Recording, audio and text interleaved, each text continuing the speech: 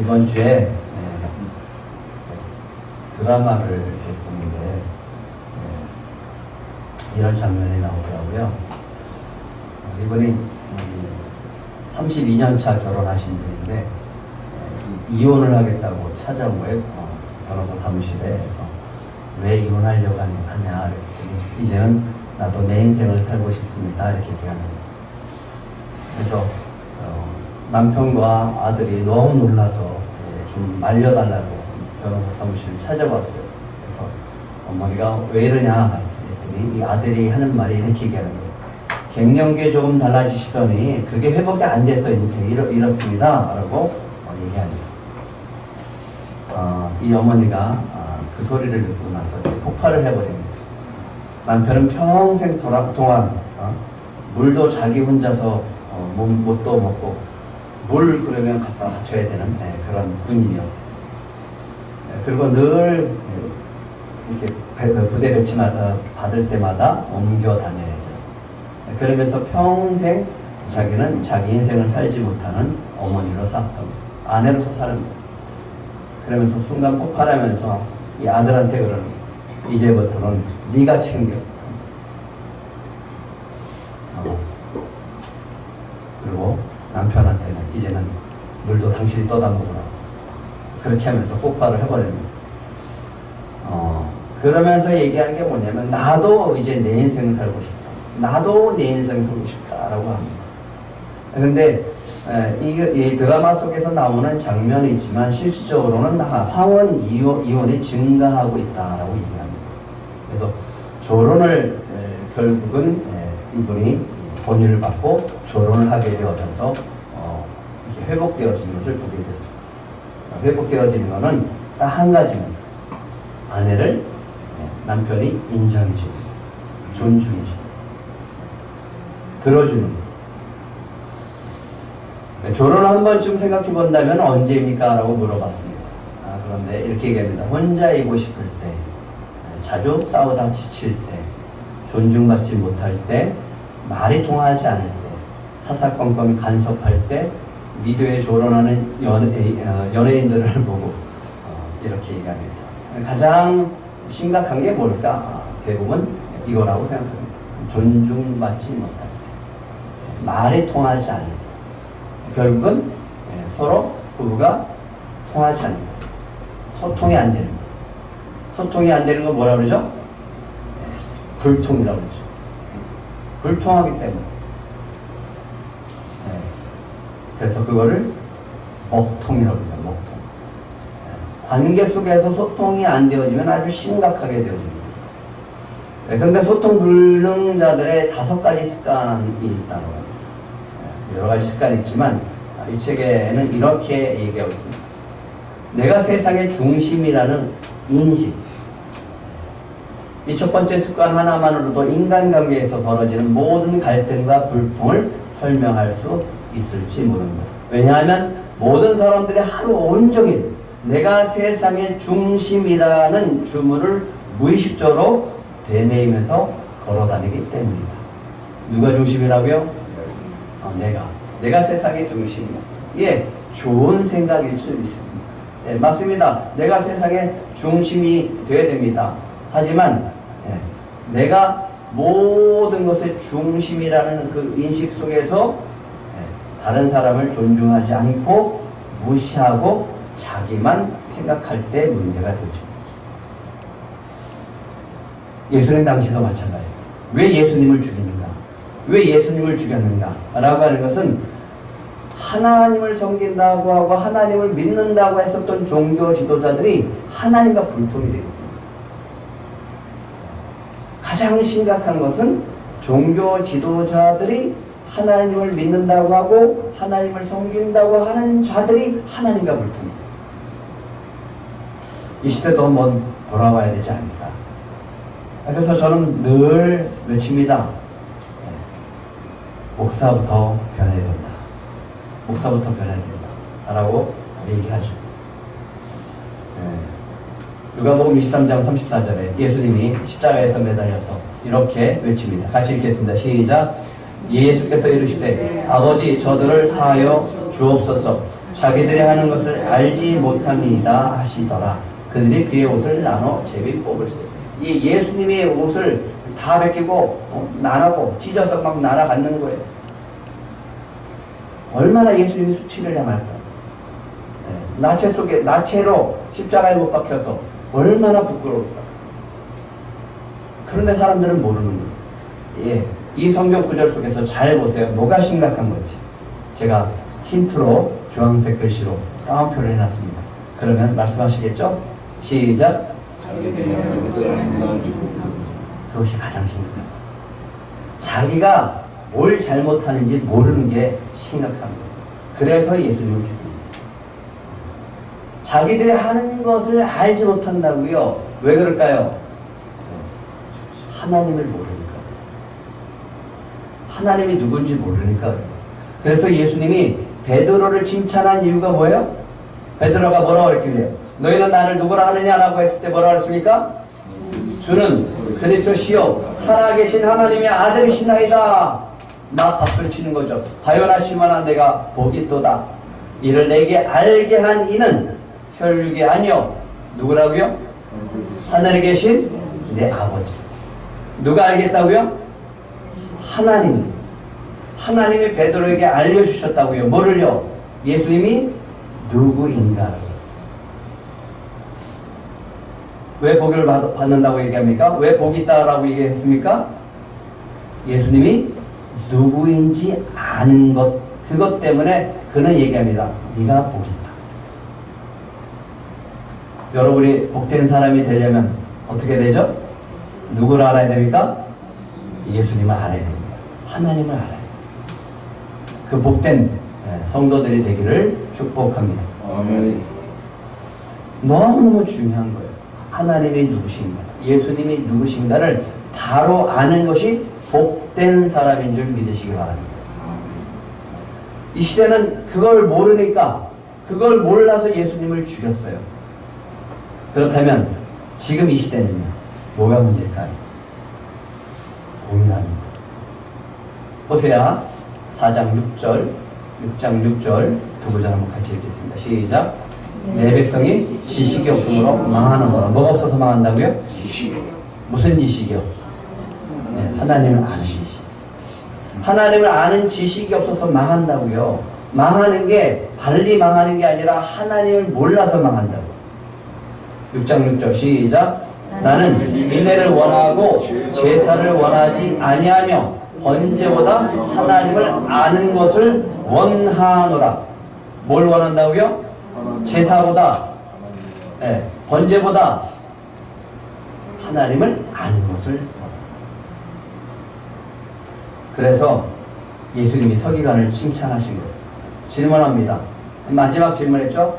모든 계명 중에 첫째가 무엇입니까? 이 질문 속에 지난주에 얘기했습니다. 이것을 대답할 수 있는 사람은 하나님이 누군지 분명히 아는 사람만 대답할 수 있는 질문. 왜? 하나님이 이 계명을 왜 주셨는지, 목적이 무엇인지를 아는 분만, 아는 사람만 대답할 수 있기 때문에.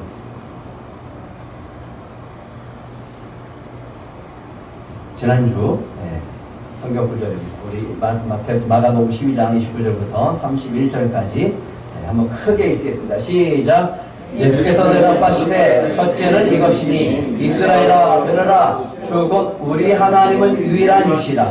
내 마음을 다하고 목숨을 다하고 뜻을 다하고 힘을 다하여 주 너희 하나님을 사랑하신 것이요. 둘째는 이것이니 내 이웃을 내 자신과 같이 사랑하라 하신 것이라. 이보다 더 큰 계명이 없느니라. 여기서 의문이 생겨요. 서기관 질문이 뭐였죠? 모든 계명 중에 첫째가 무엇이니까 물어봤습니다. 근데 예수님은 뭐라고 대답했죠? 왜 둘째까지 얘기하는? 첫째인데. 모든 계명의 첫째가 무엇입니까? 라고 물어봤잖아요. 근데 왜 예수님은 둘째까지 얘기하냐고요? 그럼 둘째는 첫째가 아니잖아요.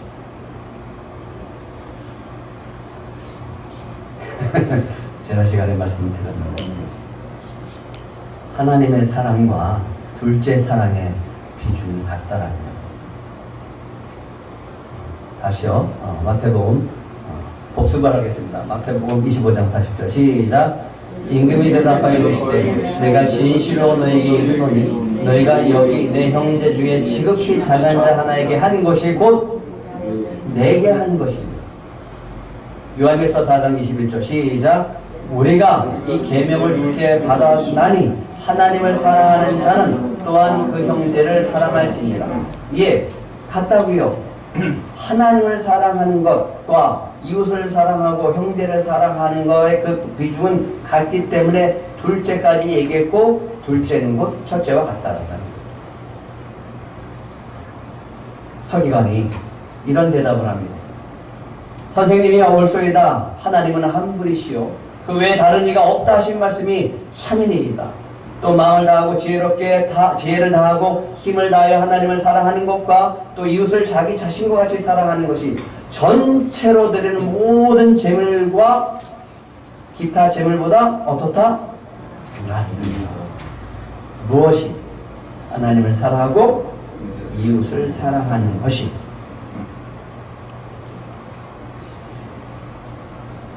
칭찬받아요. 그래서 서기관이 하나님이 유일하신 주라고 알고 있다. 예. 뭘 알고 있다고요? 하나님이 유일하신 주라고 하는 것을 알고 있어요. 또 뭐 알고 있어요? 무엇이 가장 중요한 계명인지 알고 있습니다. 하나님을 사랑하고 이웃을 사랑하는 것이 모든 번제와 희생제사보다 더 낫습니다라고 고백하는 사람입니다. 왜 칭찬받았을까요? 왜 칭찬받았을까요? 기독교 신앙의 핵심입니다. 절대로 잊지 마세요. 하나님 사랑, 이웃 사랑이 뭐라고요? 기독교 신앙의 핵심이라고요. 우리가 살아가는 이 모습의 핵심되는 신앙의 생활의 목표와 목적은 하나님을 사랑하고 이웃을 사랑하는 거예요. 그렇게 얘기하니까 예수님이 얘기합니다. 그가 지혜있게 대답함을 보시고 이르시되 네가 하나님 나라에서 멀지 않도다. 이렇게 칭찬한 사람이 없어요. 이 종교 지도자들 가운데, 바리새인들 가운데, 대제사장들 가운데, 서기관들 가운데 이렇게 칭찬받은 사람이 누가 있어요? 내가 하나님의 나라에서 멀지 않도다. 그리고 더 이상 예수님에게 질문하는 사람이 없었습니다. 칭찬받은 이유가 뭐라고요? 기독교 신앙생활의 핵심을 알고 있기 때문에. 이제 여러분들에게 누가 질문할 겁니다. 기독교 신앙의 핵심이 뭡니까? 라고 질문한다면 여러분은 뭐라고 하겠습니까? 다시요. 하나님을 사랑하고 이웃을 사랑하라. 그것이 기독교의 핵심입니다. 라고 분명하게 말씀하실 수 있을 겁니다. 이것이 아닌 것을 자꾸만 내가 뭔가를 얻으려고 하기 위해서 기도하고 뭔가 열심히 하는 그런 사람들의 신앙의 목표는요, 다 자기 중심입니다. 다 자기 드러나려고. 안 알아주면 삐지고, 이름 안 알려주면 대들고. 다 잘못된 거예요. 이 시대의 문제입니다. 그래서 예수님이 다시 얘기합니다. 마가복음 12장 38절부터 40절까지 예수님이 다시 이 시대의 문제를 이야기합니다. 같이 읽겠습니다. 시작. 예수께서 가르치실 때 이르시되 긴 옷을 입고 다니는 것과 시장에서 문안받는 것과 회당의 높은 자리와 잔치의 왼자리를 원하는 서기관들을 삼가라. 그들은 과오의 가산을 삼키며 외식으로 길게 기도하는 자니 그 받는 판결이 더욱 중하리라 하시니라. 이 시대의 문제 딱 한 단어로 여러분들이 꽂는다면 좋죠. 표시해놨잖아요. 따라해보실래요? 외식. 집에서 밥 먹지 말고 바깥에서 먹는 외식이 아니라 겉과 속이 다른 거예요. 그러니까 기독교를 개독교로 사람들이 지칭하는 이유가 뭐예요? 저희 교회 다니는 것들이 예수 믿는 것들이 하나님 믿는다고 하면서 목사라고 하면서 라고 손가락질하는 이유가 뭐예요? 예, 다르다라고 하는 거죠. 말하고 행동이 다르다라고 하는 거죠. 그게 외식이라고요. 그러니까 욕을 먹는 거라고. 예전이나 지금이나 똑같이 무슨 문제라고요? 외식의 문제라고. 하나님의 마음이 없어. 마음에 하나님이 없어요. 마음에 하나님이 없고 모든 것들이 다 판단하는 것이 자기의예요. 자기의. 전통, 율법, 장래의 유전을 가지고 판단하는 거예요. 그리고 자기 열심이에요. 자기 열심. 근데 놀랍게 그 안에 하나님을 사랑하는 마음이 없어요. 어떻게 사랑할 줄도 몰라요. 하나님을 알지도 못해요. 오직 자기밖에 없어요. 자기가 옳은 거야 다. 그러니까 정죄하고 판단하고 죽이는 거예요. 이 시대의 문제나 예수님 시대의 문제나 똑같은 거예요. 그런데 예수님이 오늘 칭찬하는 놀라운 여인이 등장합니다.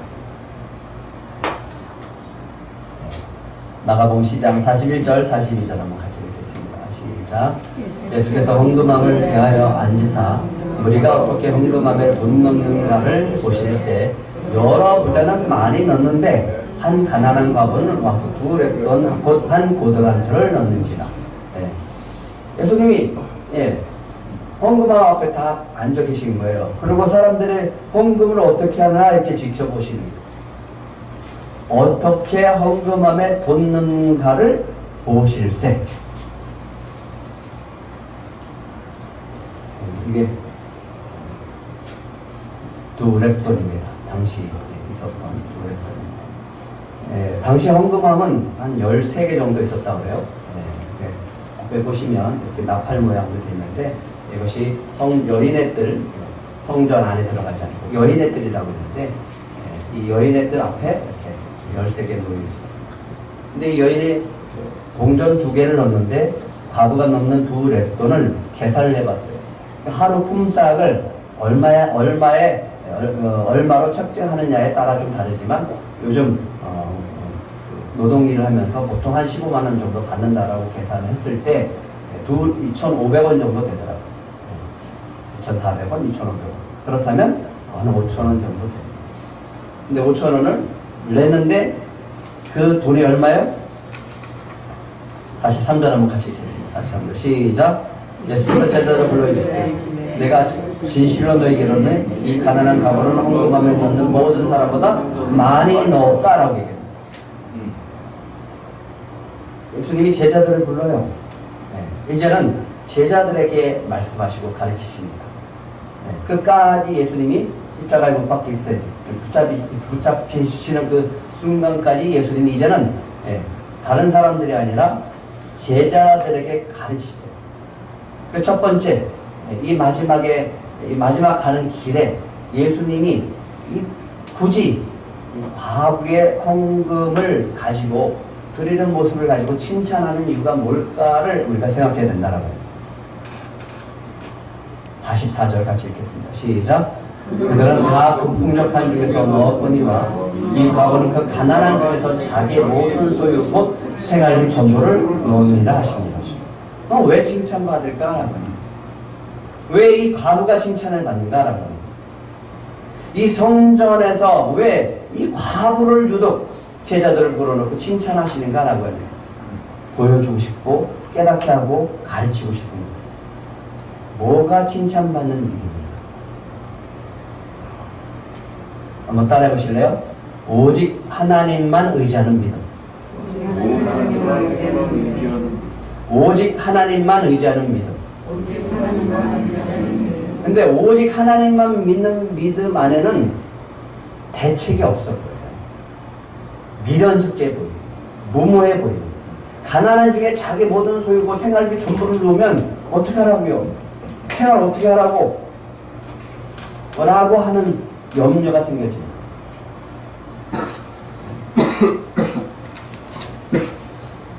여기서 칭찬하시는 부분이 있습니다. 뭘 갖고 칭찬하는가? 그들은 다 풍족한 중에서 넣었거니와 이 과부는 그 가난한 중에서 자기의 모든 것 소유 곧 생활비 전부를 넣었느니라. 과부는 누구냐 하면 이스라엘 백성들이 누구나 돌봐야 될 사람이에요. 경제활동을 할 수 없는 사람이에요. 남편이 없는 사람이에요.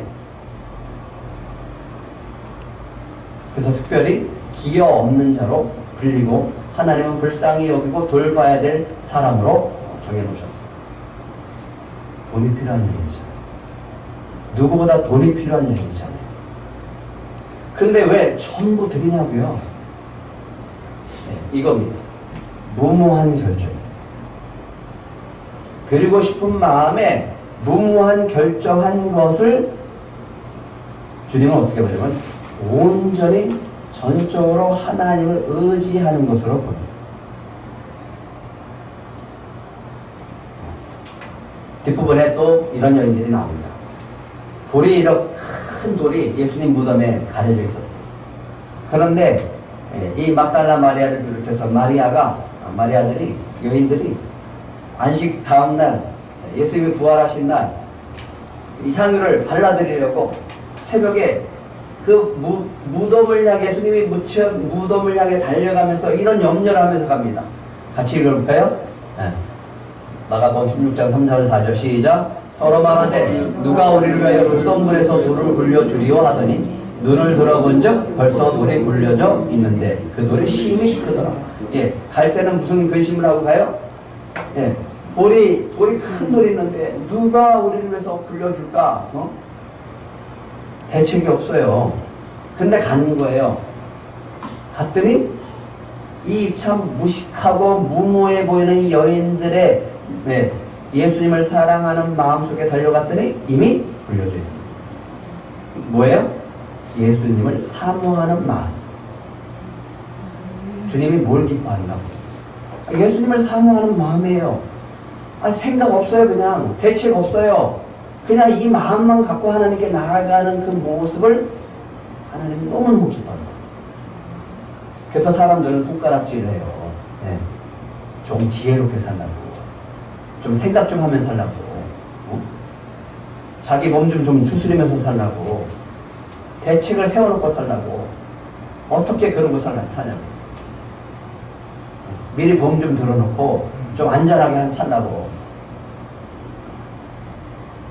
근데 하나님은요, 보험도 들어놓고 준비도 해야 되겠죠. 근데 뭘 원한다고요? 온전히 하나님을 의지하고 믿는 믿음, 이것을 기뻐하십니다. 열왕기상에 보면 엘리야가 참 어떻게 이럴 수가 있을까? 아들과 함께 마지막 가루가 남아서 이 밀가루를 가지고 이제 빵을 해서 먹고 죽기로 결단한 사태 과부한테 갑니다. 과부한테 가서 이렇게 얘기합니다. 그거 나 먼저 주고 너희들이 먹어라.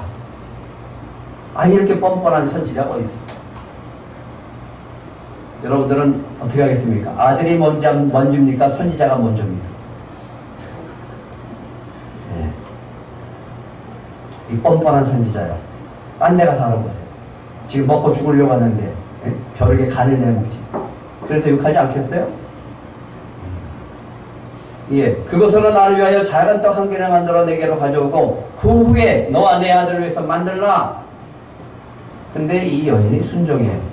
무슨 말에 순종하냐면 열왕기상 17장 14절에 얘기합니다.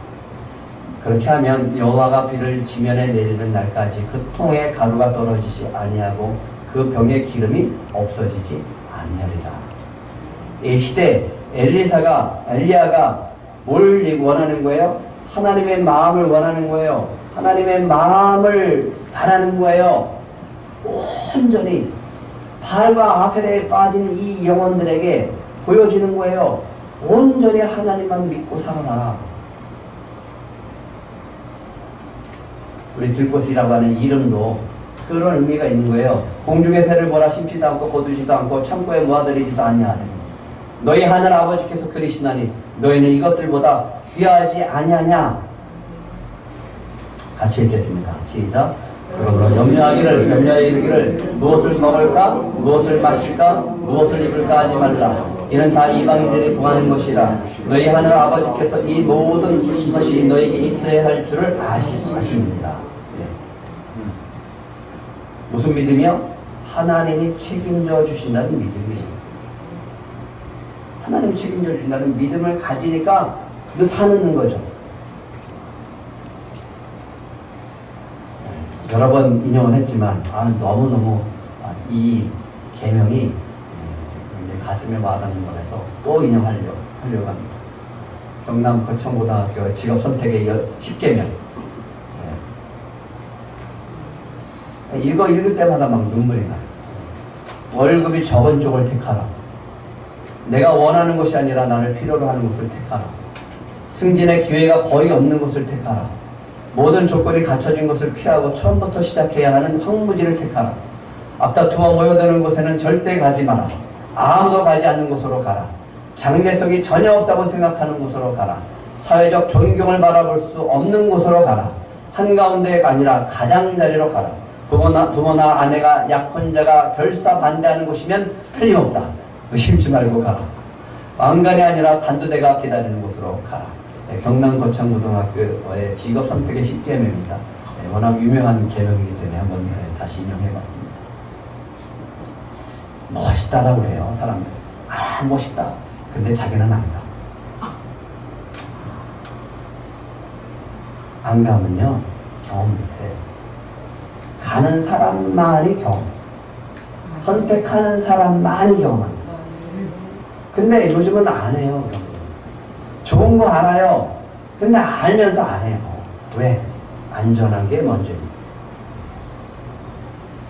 칭찬받는 믿음입니다. 오직 하나님만 의지하는 믿음입니다. 때로는 그게 대체 없고 무모해 보이는 믿음일 수가 있어요. 그런데 주님은 엄지척해요. 칭찬받는 믿음. 어려운 상황을 뛰어넘는 결정. 하나님이 전적으로 책임져 주심을 믿는 그 믿음으로 선택하는 그 결정. 그것이 곧 칭찬받는 믿음을 믿으시기 바랍니다. 두 번째는 이렇게 봤어요. 뭐 다른 거 있어요? 올인하는 거죠. 전부를 드리는 것. 가난한 중에 자기의 모든 소유를 곧 생활비 전부를 넣었습니다.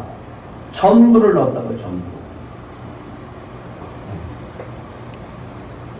그들은 다 풍족한 중에서 넣었거니와 그들은 그거 없어도 산다. 근데 그 여인은 그거 없으면 죽는다.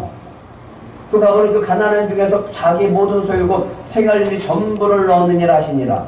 자기 모든 소유, 생활비 전부 올인했다는 올인.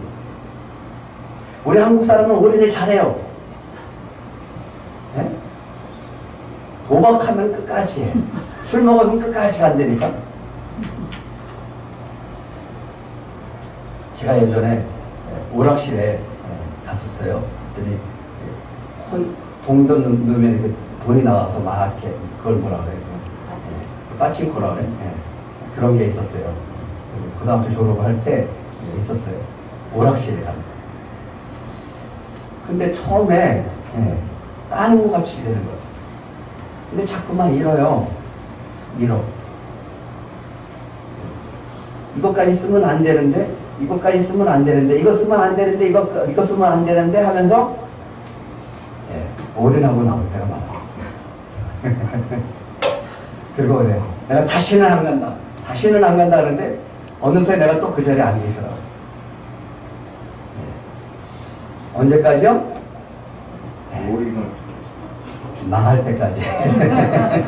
다 털릴 때까지. 우리는 그런 근성이 있어요. 그런 근성을 좀 바꾸면 안 될까요? 하나님 향해. 친구 따라 경마장을 한번 갔어요. 대단하더라고요. 대단해, 사람들. 딱 한 타임이 끝나면 밑에 배팅하는 자리로 가는데 어마어마한 사람들이 내려가서 어마어마하게 하더라고요. 그 모습을 보면서 왜 저 사람들은 왜 저걸 할까? 그래서 이 경마장 온 전체가 담배 연기로 휩싸임을 받았습니다. 그런 올인을 좀 하나님을 향해서 할 수 있으면 좋겠다라는 생각을 해봅니다. 근데 오늘 예수님이 칭찬해요. 예수님이 칭찬한다고 이 여인을 일부러 제자들을 불러다고 칭찬해요. 왜? 첫째 되는 계명을 실천하는 여인임을 샘플로 보여줍니다. 내 마음을 다하고 목숨을 다하고 뜻을 다하고 힘을 다하여 주 하나님을 사랑하라고 하는 명령을 계명을 지키는 여인이 이 과부라. 생활비 전부 넣었어요. 자기 모든 것을 넣었어요. 그게 하나님 사랑이다. 그래서 보여줘요. 내 마음을 올인하고 목숨을 올인하고 뜻을 올인하고 힘을 올인하는 것, 그게 주 너희 하나님을 사랑하는 방식이다라고 하는 것을 보여주십니다. 성경에 보면 참 멋있는 사람입니다. 다윗이 언약궤를 모시고 언약궤를 메고 이제 다윗의 장막을 향해서 갈 때 너무너무 기뻐서 들어갈 때 너무 춤을 추다가 바지가 벗겨졌어요. 그러지도 모르고 춤을 추다가 아내 미갈한테 책망을 듣기도 하죠. 근데 왜 그랬을까? 사무엘하 6장 14절 한번 같이 읽겠습니다. 시작. 다윗이 여호와 앞에서 힘을 다하여 춤을 추는데 그때 다윗이 베옷을 입었더라. 너무너무 기뻐서요. 너무너무 기뻐서 하나님께 이 모든 마음을 드리다가 그렇게 된 거예요. 그래도 모르는 거예요. 그게 전부라. 그게 전심이라. 그걸 하나님이 가장 기뻐한다. 뜨겁지도 차갑지도 않은 신앙 말고 정말 뜨겁게 주님을 향해 주님만을 바라보는 신앙, 그걸 하나님은 하나님의 사랑이라고 하신다. 그 다음에 그걸로 끝나는 게 아니에요. 그 언약궤가 하나님이 저 휘장 가운데 있는데 나는 이렇게 화려한 궁이 있는데 어떻게 하지? 어떻게 하지? 하나님의 성전을 좀 줬으면 좋겠다라고 하는 그 마음 가졌던 것. 그 마음을 하나님은 기뻐하십니다. 그게 전부라고. 그게 전심이라고. 나보다 하나님을 먼저 생각합니다.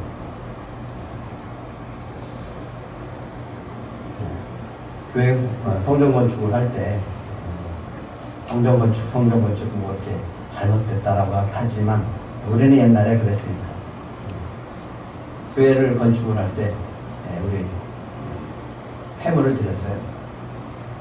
드릴 게 없어서.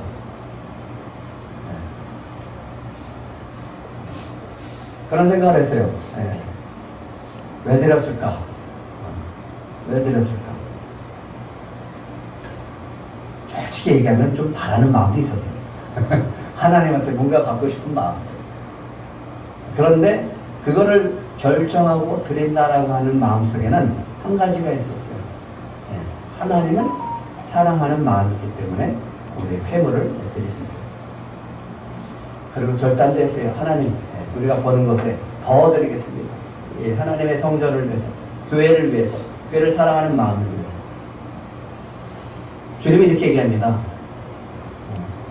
내 보물이 있는 곳에 뭐도 있다? 마음도 있다. 그래서 얘기합니다. 한 사람이 두 주인을 섬기지 못할 것이니 혹 미워하고 저를 사랑하거나 혹 이를 중히 여기고 저를 경히 여김이라. 너희가 하나님과 재물을 겸하여 섬기지 못하니라. 이 여인은 뭘 선택한 거예요? 하나님을 선택한 거예요. 이게 전부를 드립니다. 왜 그럴까요? 예수님은 우리에게 전부를 주셨잖아요. 우리에게 전부를 주시기 위해서 하늘에서 내려오셨고 낮아셨고 우리를 섬겨주셨고 십자가에서 우리에게 생명도 주셨습니다. 하나님을 사랑하라. 지난번에 말씀을 드렸는데 잊어버리셨을까봐 다시 한번 반복합니다. 마음의 우선권을 두는, 생각을 우선권을 하나님께 드는, 생각과 마음 알기를 힘쓰는 것. 하나님의 마음이 뭘까? 하나님의 뜻이 뭘까? 알았다면 그 뜻에 순종하는 것.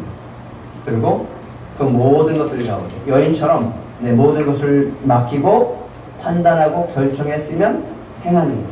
맡기는 것. 그게 온 마음 다해 올인해서 하나님을 사랑하는 것. 그게 하나님을 기쁘게 하는 거다. 근데 이 시대는 뭐가 없다 그랬어요? 바리새인들은 정의와 긍휼과 믿음을 버린 신앙이라고 했습니다. 우선권이 자기한테 있다. 자기중심적이라고. 그 안에는 하나님의 사랑이 없다고. 하나님을 믿는다고 하면서 하나님을 모르고 하나님을 사랑한다라고 하면서 그것은 외식하는 것입니다. 하나님 없는 자기 열심. 하나님 없는 자기 열심은 반드시 한계가 오고요. 그 다음에 그 알아주지 않으면 반드시 문제를 일으킵니다. 칭찬받는 믿음. 두 번째, 전부를 드리는 마음. 믿음입니다. 하나님께 올인하는 마음. 이렇게 생각하세요. 하나님은 전부 주셨잖아요. 이미 여러분들한테 전부 주신 줄 믿으시기 바랍니다. 그 감사하는 마음으로 하나님을 전심으로 사랑하기를 하나님이 원하시고 그 사랑을 할 때 하나님이 칭찬하는 믿음을 여러분에게 보여주실 줄 믿습니다. 마지막으로는요, 절대 신뢰하는 믿음입니다. 절대 신뢰하는 믿음이 뭘까? 절대 신뢰하는 믿음이 뭘까? 를 생각하다가 이렇게 생각했어요. 두려워하지 않는 것. 두려워하지 않는 것. 다 드리는 것을 두려워하지 않는 거죠. 그러니까 두려운 마음이 있을지라도 행동해서 결단해서 드렸기 때문에 두려워하지 않는 마음이라고 보는 겁니다. 예수님이 칭찬하는 믿음의 사람이 있었죠. 백부장입니다. 뭐라고 했습니까? 내 하인이 중풍병에 걸렸습니다. 고쳐주세요. 그래, 내가 가서 고쳐줄게. 아이고, 아닙니다. 말씀만 하세요. 말씀만 하옵소서. 그러면 내 하인이 낫겠습니다. 예수께서 들으시고 놀랍게 여겨 따르는 자들에게 자랑하시고 일부러 칭찬하십니다. 내가 진실로 너에게 이르노니 이스라엘 중에 아무에게서 이만한 믿음 보지 못했다. 어떻게 이방인보다 너희들은 못하냐? 이방인의 믿음보다 못하냐?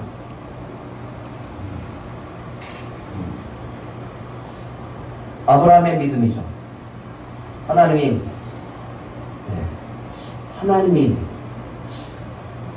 도저히 이해할 수 없는 말씀을 하십니다. 네 사랑하는 독자 아들, 독자를 바쳐라. 번제로 바쳐라. 근데 아브라함은 아무 소리 안 하고 순종하죠. 그리고 이삭을 묶어놓고 죽이려고 할 때 하나님은 스톱! 이렇게 합니다. 창세기 12절 같이 읽겠습니다. 시작! 사자가 이르시되 그 아이에게 내 손을 대지 말라. 그에게 아무 일도 하지 말라. 내가 내 아들 독자까지도 내가 아끼지 아니하였으니 내가 이제야 내가 하나님을 경외한 줄 알아요. 몇 년 만에? 한 40년. 예수님이 얘기합니다. 누구든지 제 목숨을 구원하고자 하면 잃을 것이요 누구든지 나를 위하여 제 목숨을 잃으면 찾으리라. 사람이 만일 온 천하를 얻고도 제 목숨을 잃으면 무엇이 유익하리요? 사람이 무엇을 주고 제 목숨과 바꾸겠느냐? 라고 합니다. 이 시대에 주님이 원하고 바라고 보기를 원하는 믿음은 칭찬하고 싶은 믿음입니다. 그거는 다른 게 아니라 두려워하지 않고 하나님께 나아가는 믿음. 두려워하지 않고 내 모든 것을 드릴 수 있는 믿음입니다. 그래서 요한은 이렇게 얘기합니다. 요한일서 4장 18절 그 사랑을 이렇게 얘기합니다. 같이 읽겠습니다. 시작! 사랑 안에 두려움이 없고 온전한 사랑이 두려움을 내쫓나니 두려움에는 형벌이 있습니다. 두려워하는 자는 사랑 안에서 온전히 이루지 못하였느냐. 두려움 없는 믿음, 절대 신뢰하는 믿음, 그것이 칭찬받는 믿음인 줄 믿으시기 바랍니다. 세 가지입니다. 정리하겠습니다. 첫 번째, 1번 하면 여러분들이 읽으세요. 1번, 2번, 3번, 예, 이번 주 미션입니다. 곰곰이 한번 생각해 보세요. 하나님이 나에게 무엇을 원하십니까? 이 질문을 던지는 이유는 하나님의 마음을 한번 여러분이 헤아려 보라고 합니다. 나를 향한 하나님의 마음, 한번 헤아려 보려고. 그리고 그것을 발견하시고 다음 주에 우리 소그룹을 할 때 같이 나누는 그런 은혜가 있기를 소망합니다.